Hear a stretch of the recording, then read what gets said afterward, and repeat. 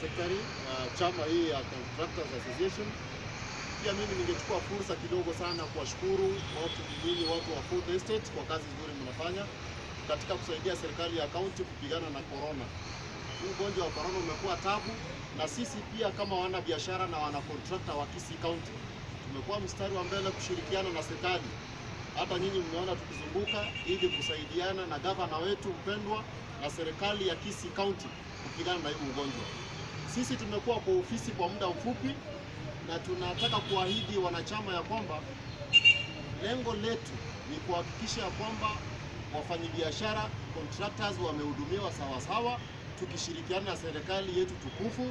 Na nataka kuwashukuru wote wale contractors ambao wamechaguliwa siku ya leo na secretary wetu na chairman, kwamba tuahidi tutashirikiana na serikali, tutafanya juu chini ili wanachama wetu waridhike na services ambazo wanahitaji kupewa.